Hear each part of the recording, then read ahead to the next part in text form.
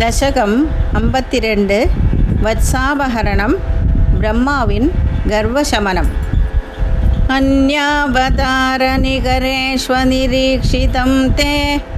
भूमातिरेकमभिवीक्ष्य तदागमोक्षे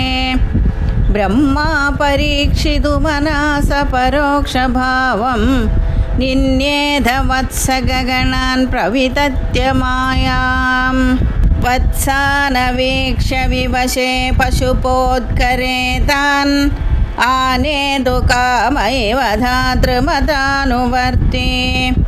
त्वं सामि भुक्तकबलो गतवांस्तदानीं भुक्तां स्थिरोधित सरोजभवः कुमारान् वत्सायितस्तदनुगोपगणायितस्त्वं शिक्यादिभाण्डमुरळीगवलादिरूपः प्राग्वद्विहृत्य विपिनेषु चिराय सायं त्वं माययाथ बहुधा व्रजमाययाथ त्वामेव शिक्यगवलादिमयं दधानः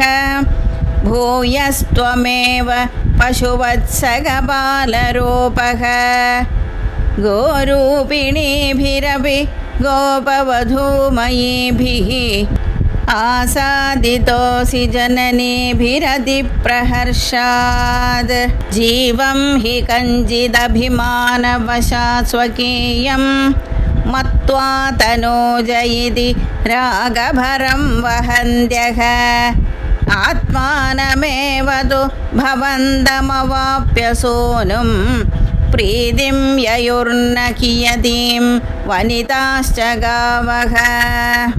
एवं प्रदीक्षणविजृम्भितहर्षभार निःशेषगोपगणलालितभूरिमूर्तिं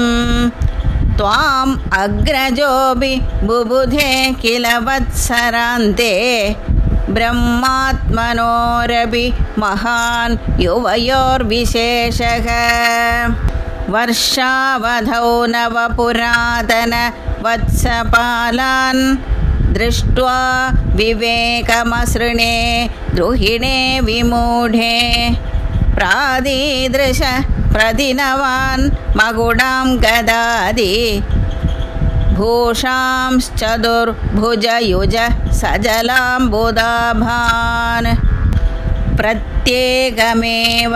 कमला परिलालिताङ्गान् भोगीन्द्र भोगशयनान् नयनाभिरामान् लीलानिमीलितदृश सनकादियोगी व्यासेवितान् कमलभोर्भवतो ददर्श नारायणाकृतिमसङ्ख्यतमां निरीक्ष्य सर्वत्र सेवकमपि स्वमवेक्ष्य धाता मायानिमग्नहृदयो विमुमोहयावत् एको बभूविध तदा कबलार्धपाणिः नश्यन्मदे तदनु विश्वपतिं मुहुस्त्वां